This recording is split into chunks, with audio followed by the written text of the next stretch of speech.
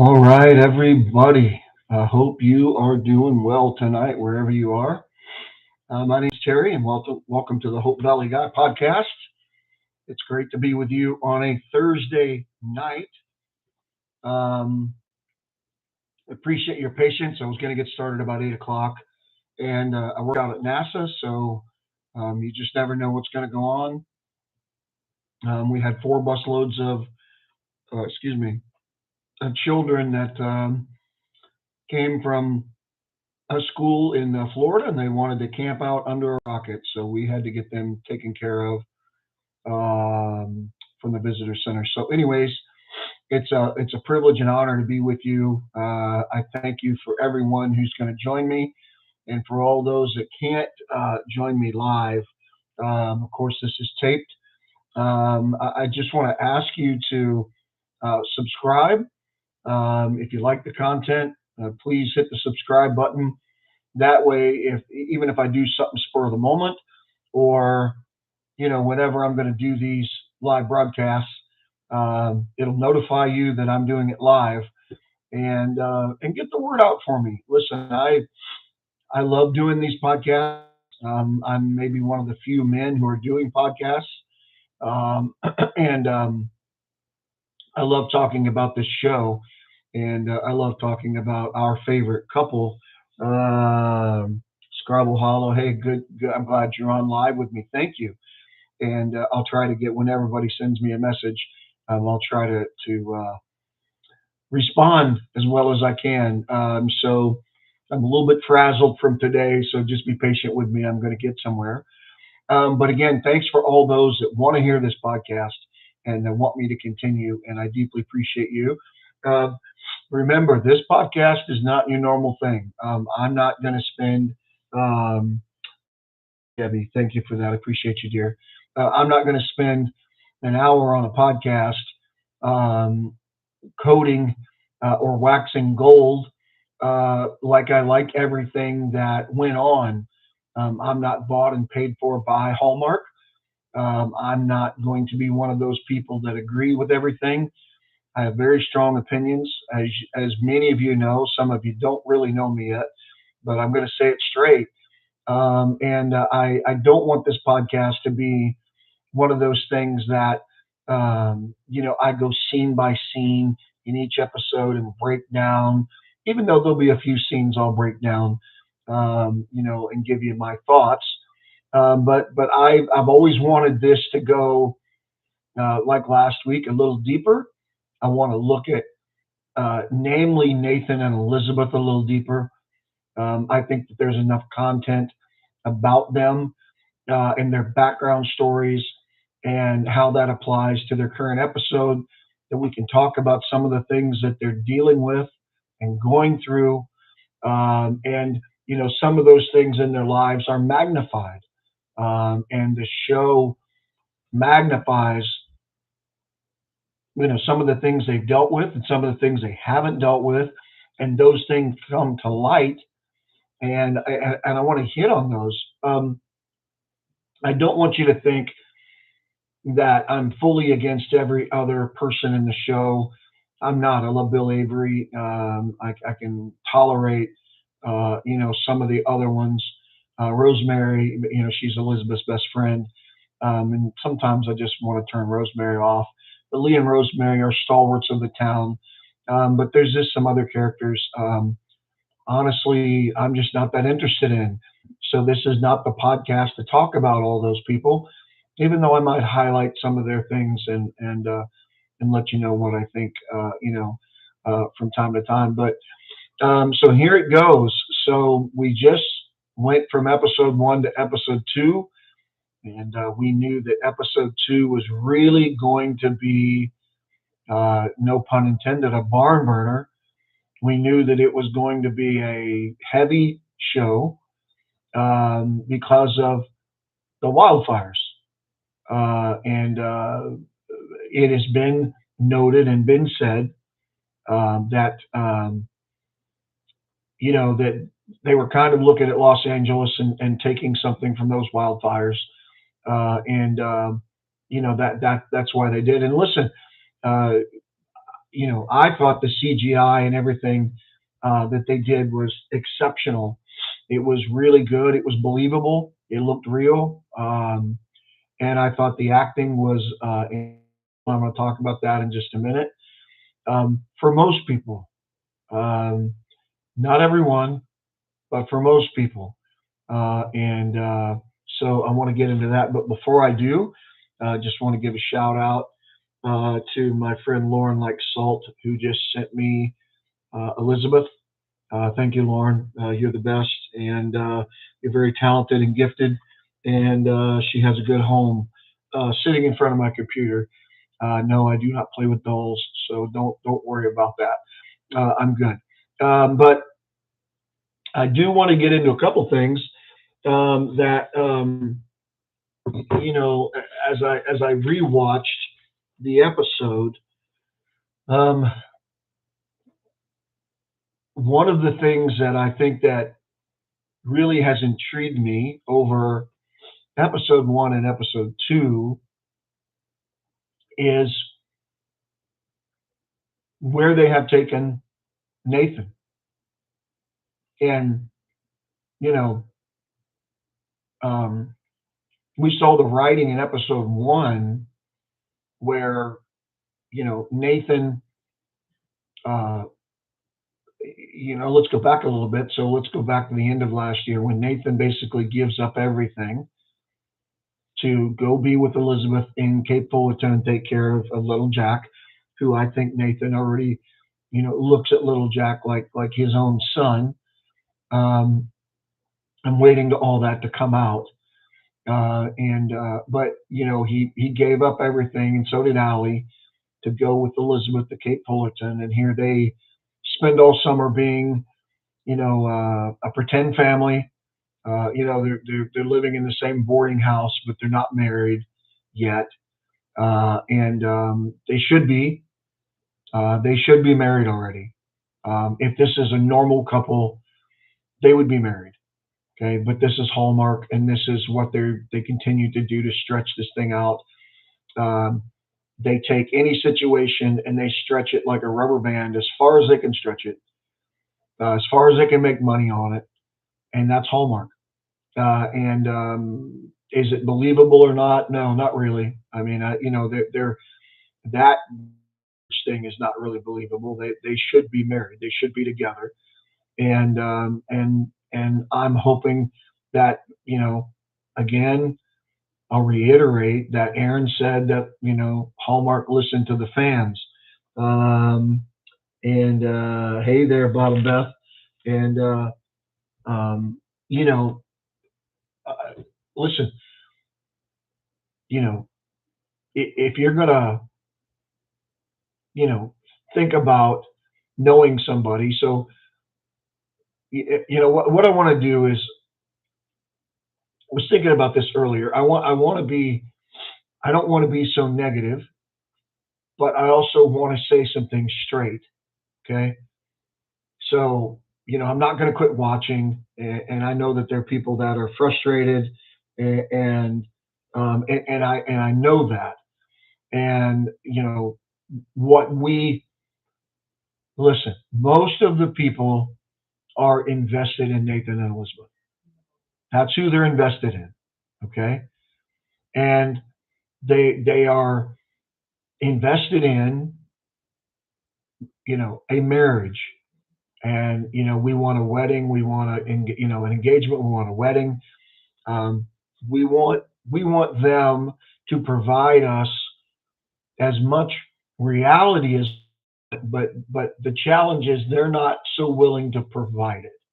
Why? Because they have to keep a show going, and for some reason, and don't ask me why, and I've said this over and over and over, is they feel like you know they would struggle to write good stories for a married couple, and I think that's just absurd. I really do. Again, you look over the years of television, and you look at TV shows written for people who were married. There was many of them. I mean, right? from black and white days all the way through some of the sitcoms to, Little House, you know, and so, what we see is is people who have a major influence on this show, and they've stated their opinion before, and it's we don't like, and we're hoping for more, and because we don't get more, we get frustrated, and I understand that. So I'm not going to quit watching because Hallmark, whoever is at the top are a couple of bozos, and they can't seem to put the right people in the writing room. And listen, for all we know, okay, maybe people are writing these things and Hallmark is saying we're not going to do that yet. And I'm going to talk about that in just a minute. Okay, so but I want to emphasize something that's really important, and I talked about this last week, and this is the way I want this podcast to go. Um, and this is kind of why I'm flying solo on this, and this isn't against having anybody else on, or I think my opinion's the greatest, or none of that. I just want a little more control, and I want it to go a certain way, and I want a certain thought process in this podcast. Okay, like I did last week. I don't want to talk about scene analysis. I want to talk about deeper levels of stuff. Okay, because it's there. Okay, it's there for the taking. We just have to go in and grab it. And one of the things that so much time on last week is all the men that have been in Elizabeth's life. Okay, and I started with her father. I went to, of course, Jack, but before Jack, we had the coal miner that came to town, Billy Hamilton, and then we had Jack Thornton, and then in the process of Jack Thornton, we had Charles Kensington, okay, which I thought was horrible writing, and they just there you see they just couldn't put something in the writing room together. So Elizabeth is constantly fighting this Hamiltonian draw that, and yet she's telling everybody she belongs in Hope Valley. Okay, well, you need to make up your mind, girl. I mean, come on. And I think that's, and so you see that, and then, Jack dies, and then here comes, the gambler saloon owner, Lucas. And all Lucas is really interested in is having a girl on his arm. Okay, and um, I've read. I know this is unusual for a guy, but I've read a lot of fanfics, and I think again I've mentioned to a few of you how much I deeply you know you know I respect your writing, and thank you, Lauren. I appreciate that. And I just showed everybody Elizabeth Lauren, by the way. So, she's here. But, you know, then some of you that write fanfics, you've done a really good job of correcting the storyline with Elizabeth and Lucas, where the network, we feel like, where the network should have got it right. They didn't get it right. They went a certain way, and then all of a sudden, somebody decided, okay, and they flipped it. And all of a sudden, Elizabeth has an awakening. And it's not really an awakening because we know or we believe that she was always in love with Nathan. Okay, since the big hug that happened, hug that shook the world, or whatever you want to call it, at the end of season 7, and she admits that, and she admits her fears, and I think that, and I want to talk a little bit about that tonight. And I don't want to, talk about everything I talked about last week because, but there is some context to it, and some of that context is uh, Elizabeth did not have to deal with her fear. Okay, when it came to Nathan, right? Okay, so let me back up. I was thinking about this on the way home as I was driving home. I'm putting more of my podcast in my mind. I want you to know. I want you to think about this for everyone who watched seasons 1 through 5, and Jack Thornton was in her life, and she loved Jack. Okay, that relationship was not easy street. That relationship had some challenges. Okay, love has challenges. If you love people, you know the old saying, "Love is blind." Jack was a really good guy. He was a really good man. He was an honorable man. And he was I look at the RCMP, Royal Canadian Mounted Police, almost like the military. I'm prior military, but I look at them like the military, and you know um, Jack made some decisions that Elizabeth was not happy about. And listen, here's the thing. I think all of us that have been married, I was married for 33 years and beautiful wife, and I lost my wife 4 years ago. Still grieving a little bit, about it at some level, I think. But and I hope that me talking about these things and bring some healing to me and maybe for some of you. But um, you know, it wasn't easy with Jack, and she fell in love with a Mountie who um, couldn't. Isn't so. This is really a correlation. I wish somebody would do an edit for all those that do great edits. Elizabeth told Lucas that she couldn't give him all of her heart, right? That's the problem. And really, really, we know, and I got frustrated with that. I wish she would have told him at the train station, "Well, I'm in love with Nathan." That's as blunt as I am. That's what I wanted her to really say. Lucas, I can't give you my whole heart because my heart is really with this dude over here. It's been with him the whole time. The whole time I've dated you, the whole time we've been engaged, my heart was his. But see, Hallmark, they're not going to step on all the Lucas toes. Okay, I'm sick of that. I'm tired of hearing about it. Okay, and that's in the past, and I don't really care. There's a part of that Jack did with Elizabeth, and Jack basically, because he was a Mountie and he was a dedicated Mountie, basically told Elizabeth the same thing. I can't give you all of me. There's a piece of me that the Mounties have that you can't have, and he proved that. Now, some of the Gens and all the season one, I mean, they would get mad at me over. I'm sorry. Listen, there's truth in this, and I believe even before Jack died, um, it affected Elizabeth. It had because she was deeply in love with him, but she didn't have all of him. Okay, and then here comes Lucas. Well, Lucas was the same way. Uh, she she couldn't give all of herself to Lucas. Why? Because somebody already had her heart. A lot like Jack.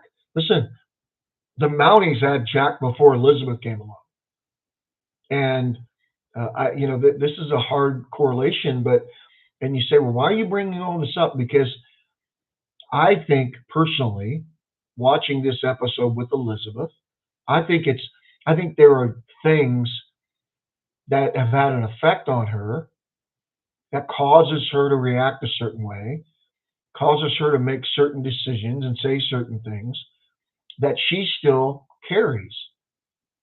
Okay, I'm a huge Elizabeth fan. I love Erin as an actress. I think she's played that role very very well. And I'm not a creepy Erin fan like some of the women are with Kevin. I'm sorry, some of it's just creepy. Okay, I'm not like that. But I think Erin is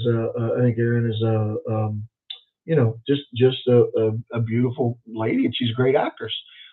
And she's done this. She's played this part very very well. Okay, and but she couldn't give all of herself to Lucas. She wasn't really. I've read these fanfics, and I think they've explained it exceptionally well, even way better than the Hallmarkies. Some of you, some of you that write fanfics, you need to be in the. I've said this all along. You need to be in the writers' room. Um, well, yeah, she was off during season two. I mean, yes, she was definitely off, and you know, she was she was away from Hope Valley. Okay, she was back home where she could be influenced, and the best thing that happened to her was to go back to Hope Valley, and she even struggled there. And you know, listen, I think they're again, they got engaged when Jack was going to the Northern Territories. Basically, Jack was going. Okay, I don't want to major on all that because, but there is something that affects her psyche. And then when Jack came back, and Jack is quite scarred, as most men are that are in combat. I served, but I didn't serve in combat. But I've got some other things that I battle with. But here's the thing about it is, Jack came back, and they got married, and they were married what 11 days, and then he was killed, and he was killed on a trading mission that Nathan should have been on. Okay, so here along comes Nathan, and what I love about and basically I've titled this tonight Nathan versus Elizabeth. I've talked about Elizabeth, and the men in her life all were not willing to love her sacrificially like Nathan is. He's willing to love her sacrificially. He puts her first. I think that's a new concept to her. I think it's hard for her to believe it. I think it's hard for her to, I think somewhere in her psyche, and I wish they would just tap into this because it would be rich. I think she thinks, because she's already said it in episode one. You stay here. Let me go back to Cape Fullerton, and he's like, no, no, no, no. We're in this. She struggled with that. She struggles with how deep Nathan loves her. Listen, again, she struggles with that kind of love. Okay, why? Because nobody's ever loved her like that. Nathan does, and and so what ends up happening is, and I'll deal with this. It's affected her, and to me it affects her decision making, and it even affects I think when you write a story, we watch this story play out, and the writers have written this story for Elizabeth and the people around her, right? I think over time there begins to become this thing that's almost living, and you can kind of pick it apart a little bit and kind of see, well, wow, they think this way because, or they do this because, or I'm not trying to be all psychological, but there's something to it.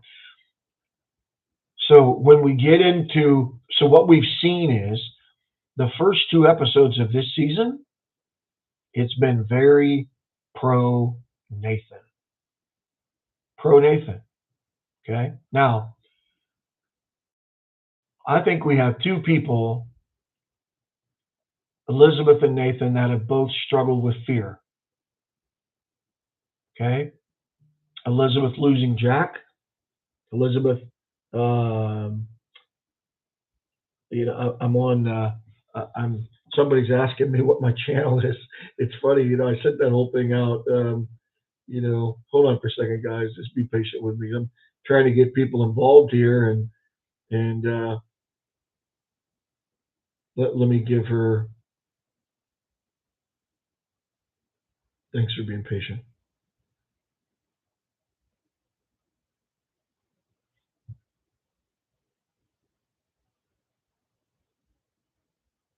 It's funny that my podcast people are having a hard time finding it on YouTube when there is no other person on YouTube named the Hope Valley guy. So I'm not quite sure where people struggle with so much on it, but they do. The more we do this, the more that we'll be able to get it out and and help people to be able to. And I understand the change because um, you know because it's not on Instagram, and so YouTube is a little bit different in the way it's done, and and I apologize for that. But again, I don't have 1,000 followers, so if I get 100, I'm just I don't know, man. That'd be 100 people that react to a post of mine. That's pretty cool. Anyways, so we have two people that have dealt with that have had fear in their lives. Now, this is one of the things that um, that's I find interesting. When Elizabeth ran from Nathan in season 8 after he told her he loved her and he said he wouldn't quit the Mounties, she ran. Fear engulfed her. Fear, right? But what does that tell you about her running to Lucas? There's no fear with him, even though he almost got her killed and all these other things. But she had this deep fear of losing a Mountie again, right? Just because somebody has a dangerous occupation doesn't mean they're going to die. Okay, that's just not really normal thinking. But I think what people need to give Elizabeth a break on is grief and fear. Okay, they're nasty things to deal with, right? And you know she she has been dealing with it, and so she ran and instead of talking to Nathan and talking it out and going to Joseph Canfield, the pastor, and getting help and maybe getting some counseling, and she didn't do that. And she made a big mess and she delayed their relationship by years, a couple years. And I still think she has some of those fears, and I think she's better now than she was. But you see, I think Nathan has some of those too. Nathan suffered loss as well. Now maybe not a spouse, but Nathan suffered the loss of his sister. And you know, um, according to your profession, Nathan's a Mountie. Nathan's not your normal police officer. Nathan is a mounted police up in the woods, right? And but here's the thing about it. He, even though he may be fearful, he doesn't let fear stop him. He you remember a really good analogy of this is when Elizabeth asked Nathan if he would take on um, the young guy that maybe wanted to be a Mountie, and he watched the prisoner escape, and then he watched Nathan chase this guy down and tackle him, and he says, "Well, weren't you afraid?" And Nathan says, "Of course I was afraid. Of course I had fear, but that didn't stop me." Okay, so Nathan being a Mountie, he's used to fear, and he's probably used to seeing people live in fear. He's good at picking that up, right? So Elizabeth has had, things happen in Hope Valley. She lost her husband. She almost lost her son. Okay. For the miracle of insulin, she might have lost her son. And um, so, I, you know, what I want to see in this season, and maybe we'll see it, is is is is she going to allow that fear to be conquered? I'm not saying she's ever going to be totally rid of it, but is she going to allow it to be conquered? And you kind of saw it a little bit. And listen, that's just a normal reaction. I don't think we should overreact. Is when Nathan had to go out into the fire, and he had to go find Allie, and then he had to go the Canfield boys, and listen, he's going into a forest fire, but his job requires him to move forward even though they're in fear. Listen, you ever talk to guys in combat? You ever talk to combat veterans? You ever talk to people that have been in war? If you ask them, were you scared? Yes. But that didn't stop them, and they go forward. Fear not, they go forward. And Nathan is a really prime example of that. And what we have in the first two episodes is we have pro Nathan. Okay. So, what I want to take that as is the first two episodes of this season have been more pro Nathan than we've seen probably since he's been on the show. Because, he's always seemed to struggle, or he's always had a battle, or there's been something going on with Elizabeth or people. You saw in episode one him do everything, and he did it for Elizabeth to get that, to get that doctor there. He made it happen. Okay. In this second episode, I'm going to tell you, if you watch it again, there was nobody that did better acting in that show but Nathan. I mean, Kevin did a remarkable job in that show. And the other person that did a remarkable job was Allie. Jada, she did a great job.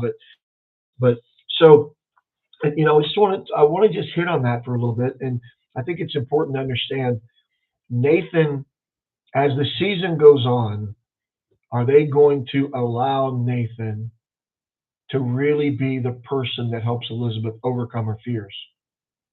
Okay. Now, there's a couple things I want to mention about Nathan's actions that I think stand out above anybody else. And listen, the way they wrote the story, the whole town was involved. I understand Lucas out digging a trench, all the other people, Sue, and then Lucas going to help Edie at her farm. That's all great and dandy, okay. But listen, I'm frustrated with the governor being in Hope Valley. I mean, I'm just about fed up with that whole deal. Go back to Capital City where you belong and do your thing, okay. That's where you belong. Okay, you're a politician. You don't get to live in Hope Valley. Okay, you go to Capital City 4 years, like you said. Well, go. Okay, but they won't do that. They keep writing him in, and whatever. That's just their writing. I don't understand it. But Kevin's or Chris is part of their cast, and they got to give him time and whatever. Whatever it is. Again, I'm not happy with his character. I don't like his character. I didn't like him coming on the show. I'm not a pro Lucas guy. Okay, so you can think of that whatever you want. I don't care if he stays or goes. I'm not interested. I'm interested in the main couple, and because truthfully, I think they make the show, and I think if they made more writing about them, I think it would be something greater. That's my opinion on it, because I think there's a lot we can chew on. But I want to talk about Nathan's actions. And listen, this is in spite of fear. Okay. And a couple things that I think is he was brave, he was calm, he was compassionate, he showed great leadership. I think it was Joseph Canfield or whoever that said, "This man stays cool in a crisis." He went and got Allie, and then he came back with the Canfield boy and Toby, and then he went back to Benson Hills, and then he came back with the young girl Gwendolyn, which was a sweet moment.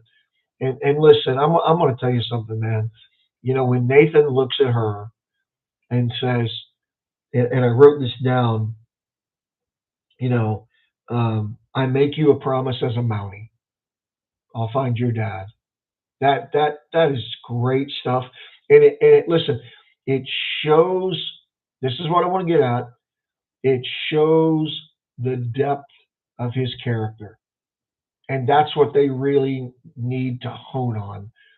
The depth of his character. You see, what drug Elizabeth into fear, Nathan has allowed it to build character in him. Okay, do you understand? Are you hearing me straight? The things that happened and this is life, right?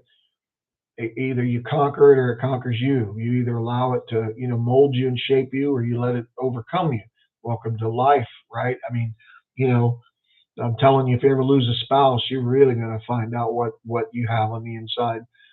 It's a tough battle, especially somebody you really loved. And um, you know, it's not about me; it's about the show. But I'm just telling you, Nathan has had things in his life that have molded him and shaped him, and we see it, and we saw it greater in this episode than probably any other episode that we've seen him active. I mean, from the very beginning to all the way at the end. And I'll talk about those couple of things. Um, and because he's that way, he's raised his niece, who's his daughter by adoption, his adopted daughter, Allie. And guess what she is? She's the same way.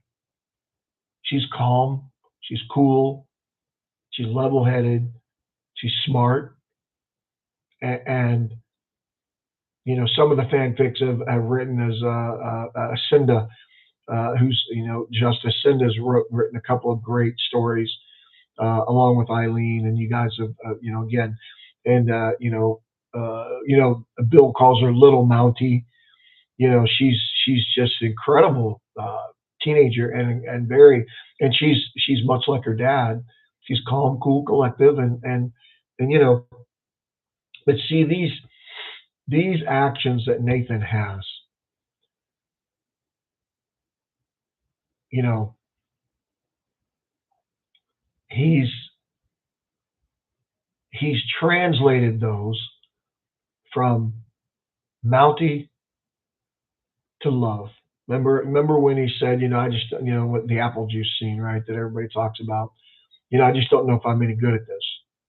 Well, he is, and Elizabeth has a rock, and Elizabeth has, and there are some things that I'm going to talk about that I think that bothered me.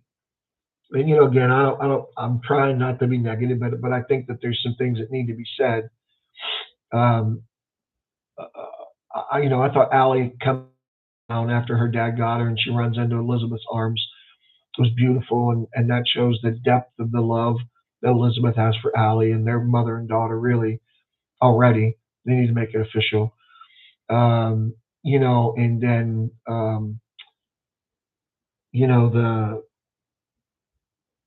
the Gwendolyn, and that thing was just, that girl is just a sweetheart, and she's a wonderful little actress, and she played those parts really, and I guess she's going to have a bigger part. But those things that Nathan did, man, and they said God bless Nathan Grant, Constable Grant. Listen, this whole season is really going to be set up for him to have the greatest season he's had on Winkles. It maybe already is there. What he did through the fires.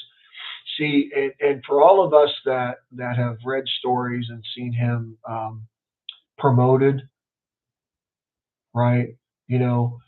Where he passed up a prestigious promotion, to keep Allie, in a town, and of course he loved Elizabeth. He really didn't want to leave, but then he said he did. He was struggling, right? And I want to see these things manifest for Nathan.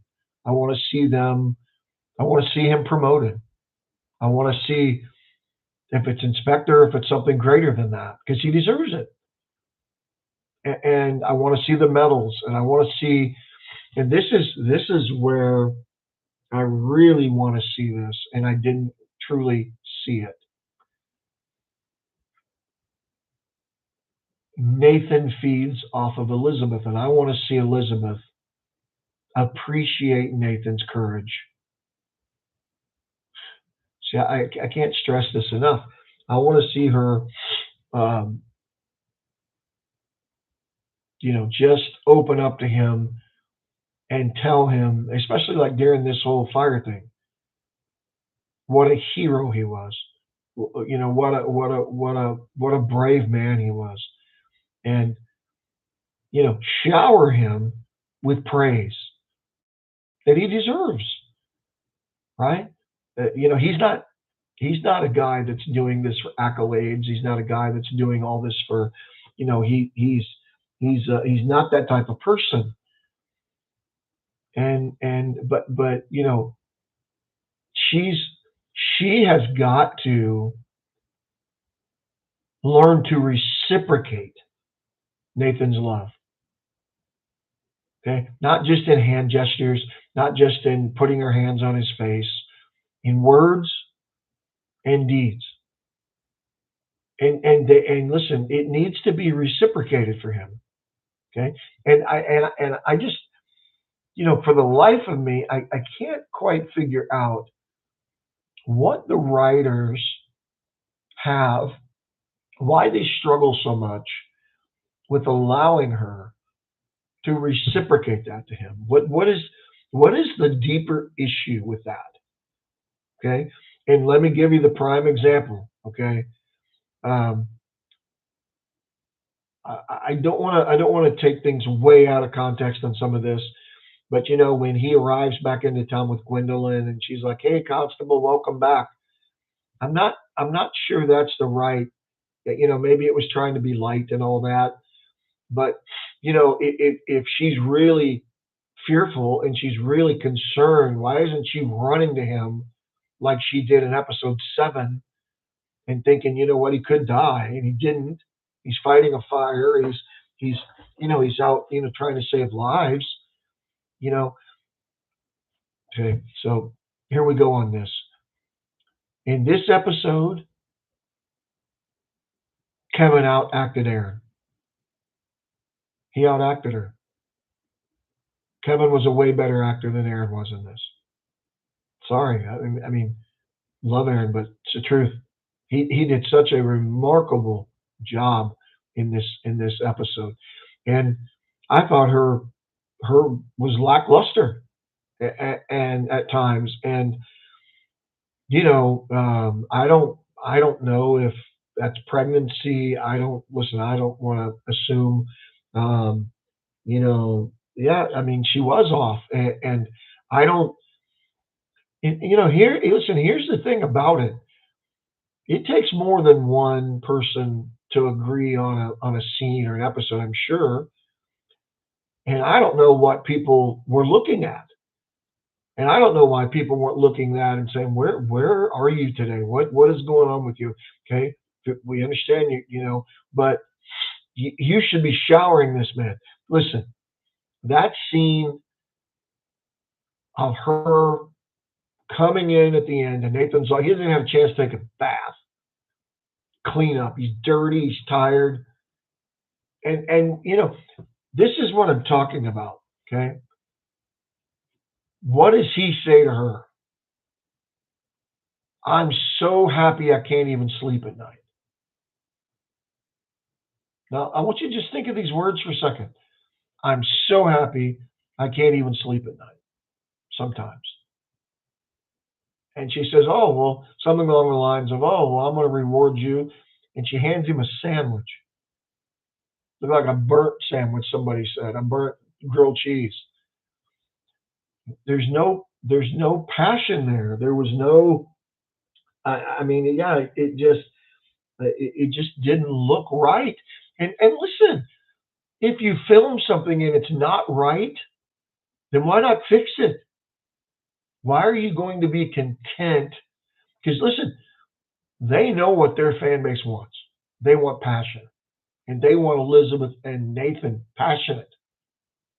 Okay, they want kissing. They want. Why couldn't she have went in there and, or maybe he had bathed and she just held him and told him how much she loved him and told him how much she appreciated him, and maybe he fell asleep in her arms or something, right? Because he's that tired. Why can't that happen?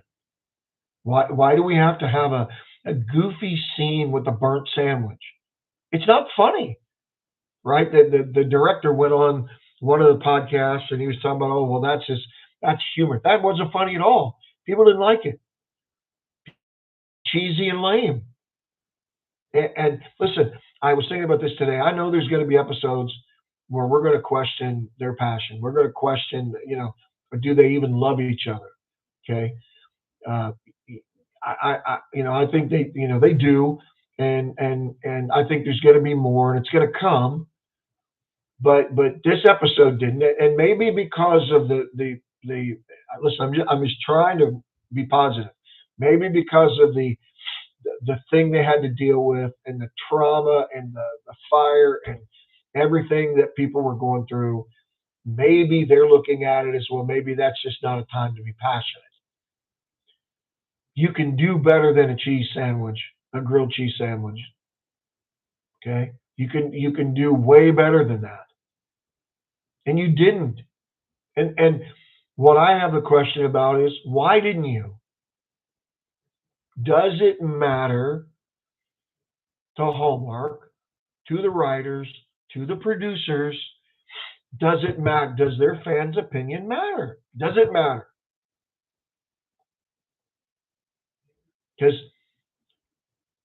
listen, the people that I'm doing this podcast for, all those that are on my Instagram, and the people that I see on Facebook, and different things like that, they don't give two, excuse me, hear me, they don't give two turds about Lucas and Edie. They don't give two turds about them. Okay, they would rather see Oliver and Allie, and I don't blame them. That's a sweet thing right there, right? That relationship's a beautiful thing, because Oliver. Let me tell you something. Oliver's like Nathan. Oliver's a good dude, and he's a bold dude, and now I'm not sure when he got promoted to constable. I haven't quite figured that out yet. I wish somebody would explain that to me. They go to Cape Fullerton, and all of a sudden they come back and he's a constable. Well, when did that happen? When did the promotion happen? We don't know when the promotion happened. Once again, it's Hallmark liberties. Okay, but now he's a constable, and he made his first arrest, and I thought there would have been a graduation. See, even he doesn't get rewarded. See, that's the problem. Maybe they don't like constables. Maybe now we know the Hallmark doesn't like police officers or something. I don't know what it is, right? But Oliver, where was the promotion for him? Where is the promotion for Nathan? Where are the medals? Where where is the capture of Casimir Shaw, the most wanted criminal in the United States and Canada? Nathan and Bill and them captured him, saved Lucas's life, saved the two women's life. Where's the medals? Where's the promotion? See, I don't think we're gonna be able to handle too much more of the anti Nathan. And listen, I'm gonna ask you to be positive with me. The first two episodes were not anti Nathan; they were very pro Nathan. Now the second episode was anti Elizabeth. It was not a good show for Elizabeth. And maybe all the years I've watched her, and you have too, including the debacle in season 2, and the stupid decisions she made into episode 8 and 9. She's always been a good actress. She was not good there, and I just don't know. And listen, she's got more to contend with than I do. If she's pregnant and all that stuff's going on, marriage. I don't know what's going on. Listen, they're actors.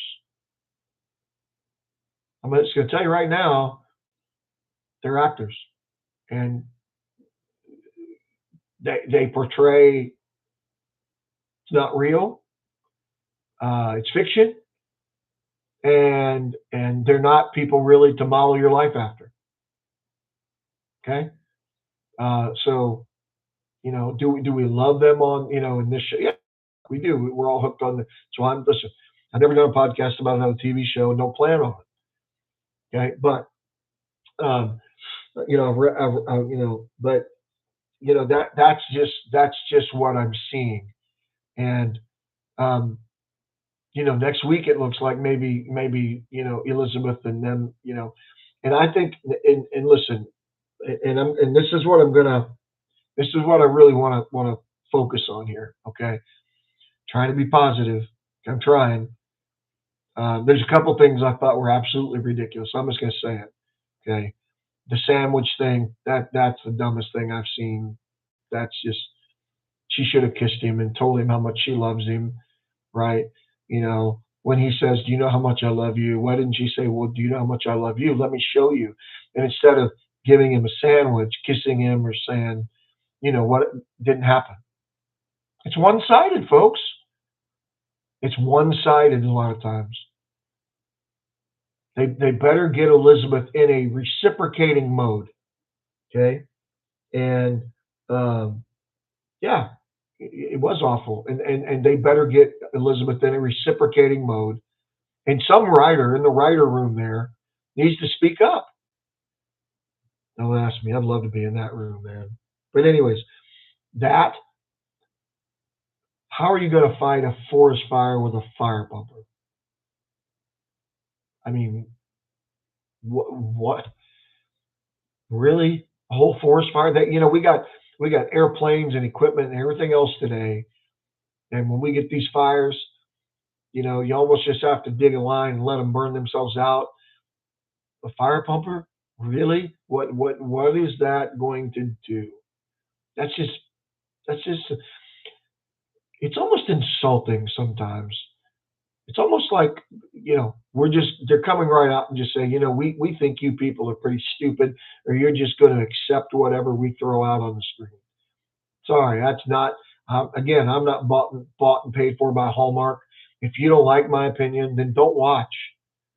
Okay, you don't have to watch this, but I'm just telling you, that's dumb, and it's almost just degrading upon our uh, you know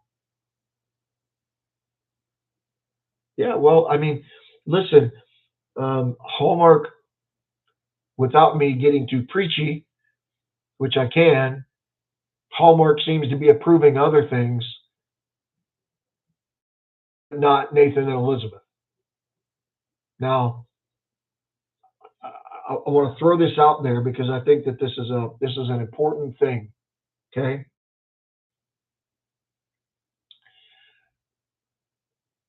Elizabeth's monologue at the end, her writing, those are very important, and I think that there's something, and I didn't write the whole thing down. I just wrote down part of it.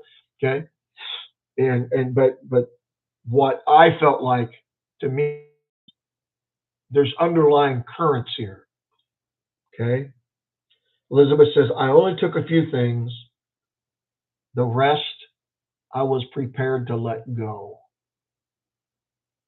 Okay, remember, they're going to do an evacuation. So she goes home, she packs a trunk, she gets Rosemary's wedding picture. It's the only thing Rosemary and Lee are going to get out of this if their house burns down. Elizabeth packs a suitcase. But we see at the end what's in the suitcase. There's the ball glove and the ball from Nathan. It looks like the medal. Looks like it was probably with Jack's picture. And then you have the family picture. Okay. But she says, "I only took a few things. The rest I was prepared to let go." I think that's profound. I think that's a statement for the future. What was she willing to let go? What is in her row house? Well, I can tell you, there's a trunk full of Jack stuff. His boots, his gloves, all that stuff. That's there. She didn't take that. Okay. She took what she feels is the most important part to her. This just comes to me, and I want to throw this out there. Sometimes Elizabeth's psyche is a little complicated, and this is. Have you ever have you ever known people that, and sometimes we men are accused of this, and probably not so much me. I'm a little bit more emotional as a man than a lot of men are.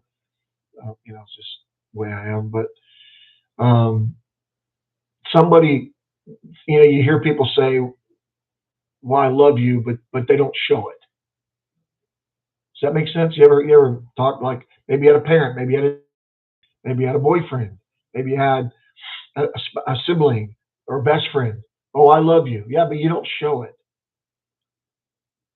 Okay. And sometimes people know the depth of your love by more than words, by actions. Nathan has that part down. Elizabeth does not. Now last season she bought tickets and they went to the movies and they danced and there's some things there, okay, but Nathan is 100% a man who shows how he feels. Elizabeth is more words. I want to see that flipped in her life. I want to see her do more for him. I want to see her not just words, okay? Words are cheap, honestly. Words words can be very cheap, okay? I want to see actions. And I'm telling you, I hope they listen, and I hope this is the way they go. But she says, I only took a few things. The rest I was prepared to let go. The rest I was prepared to. What was she willing to let go? Is is that a prophetic thing? I call it prophetic. I don't mean to misuse that word, but you know of her life now. She's letting go of grief. She's let all that go now. She's ready. Has hear me? Has Jack's death and LJ's sickness and now this fire with her? Has she let it deal with her? Has she overcome through this, knowing, hear me, knowing that she can survive it? Remember, Minnie told her, you're stronger than you think you are. Okay? God, I don't like the way people take this out of context, but God doesn't give you more than you can handle. Okay? Um, yeah, she probably grabbed the photo of Jack for Jack Jr. Agree. You guys are making great points. Thank you. Absolutely. I agree with you. And you know, is she getting stronger? We're going to see. We're going to see. Is that part of what Charlotte Thornton's job is going to be for her? Is Charlotte Thornton going to help her heal completely? Because some of the writing that we've had, they've written it to where, when Elizabeth says, now when I think of you, I don't think of you and grieve. Okay, that's great. That's good. That means you're moving forward, and don't we all pray that's a wonderful place to be after grief, after losing someone you love so bad, right? What was she willing to leave behind? Hopefully, her attachment to anything that was holding her back from Nathan. And you see, what I want from them is I don't want those just to be words. I want her to show him. That's what I want. And I believe that's very important for their relationship because, listen, if they are headed, okay, we have 10 episodes left. If they are headed towards an engagement towards the end of the season, if that's what's going to happen, then this whole listen, because you know how this show is, man. You can go halfway through the season, they can get 6 episodes in, just like season 10. They can get 6 episodes in, and all of a sudden it's flipped. And man, now it's on. It's like season 10 was. It got up into 6 or 7 episodes, and all of a sudden season 8, or episode 8, excuse me, and season 10, in 4 episodes, we see how Elizabeth really feels. I just want Nathan. I just want Nathan to be a receiver of her love. That's what I want. And I hope you guys are with me on that. I think the Gwendolyn thing is going to be beautiful. She's a sweet girl. I hate to think she might lose her dad, and that may happen. I thought Oliver's arrest was really good, and um, you know, there's Adam. Hey Terry, they've done so many stories with Lee and Rosemary. They could do the same with Nathan and Elizabeth after marriage. Thank you. And Adam, that's exactly 100% true. See, where they missed it is, and good to have you on here, brother. I appreciate you. Listen, it's funny that they feel like they can write stuff for Lee and Rosemary being married, but they don't feel like they can. Again, that's the old bird brain thing. Brian Bird. Oh well, the lead couple gets married, the show ends. That's about one of the. I wish I could meet him. I've always wanted to meet that guy just to tell him off. I mean, not. I can't. I can only say so much. And I've sent him messages, and I think he's got me blocked. And that's fine because I just want to say, some of that is just idiocy. It's just dumb. You write, marriage stories for Lee and Rosemary, but you can't write them for Elizabeth. Just think how rich that storytelling would be. Be wonderful. So great point, Adam. Well said, my man. Yeah, I think those are some things. And I'm going to end with this because I wrote these down. I said things are happening in Elizabeth's life that's causing her to understand that. Okay, things are happening in Elizabeth's life that are causing her to understand that she is stronger than she thinks she is, and I think she's starting to see it. She survived Jack's death, little Jack's almost death, and now a forest fire that didn't affect her directly, but it affected the people around her. Oh, by the way, whoever decided to have Elizabeth announce Lucas's magic show, you're a moron. That Rosemary could have easily done that. You didn't need Elizabeth to do that. You shouldn't have any connection with Elizabeth and Lucas. None. Zero. Zero connection. Say hi on the street. That's all they need. They don't need any more than that. It's just stupidity. Okay. Things happening in Elizabeth's life that's causing her to understand that she's stronger than she thinks she is. Jack's death, initial fear, LJ's prognosis,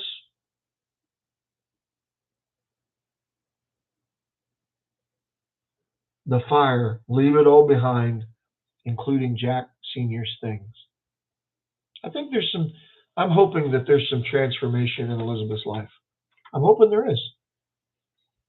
And I want to tell you, man, Nathan is the man.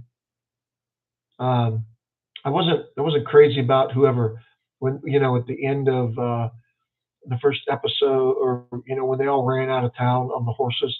That must have been a stunt double because whoever that guy was, it didn't look like Kevin riding.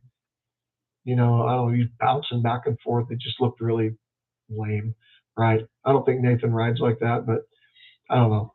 But anyways, um, that's where we are. We're 2 episodes into the season, and there's some healing that's got to take place, and Elizabeth and Nathan are going to be pillars in the community, and the whole fire thing. I think the power company started it. They were maybe wiring the playhouse, which we didn't get to see. The playhouse for Rosemary got burned. I think that started the fire, and I think that's all going to come out. I think McGinty is just a pawn. I think McGinty is just a troublemaker. I don't believe McGinty did this because I think they're trying to take away the real story, or just kind of convolute it a little bit, or take the attention off of the real people, and just putting all the attention on McGinty that Lee is getting ready to do, when really it's probably the power company. I hope it's not Chris. I went to Gowan's son, but the power company, and that's probably who started the fire. In my opinion. We'll see where it goes. Listen, I've been on an hour. Um, if anybody knows me, and I'm like Rosemary, I can fill an hour. I can tell you that much right now. It's not a problem. But listen, I love you coming on here in these podcasts. I'm sorry I can't do it on Instagram where it's much easier. But I'll share this link on Instagram, and people can watch it.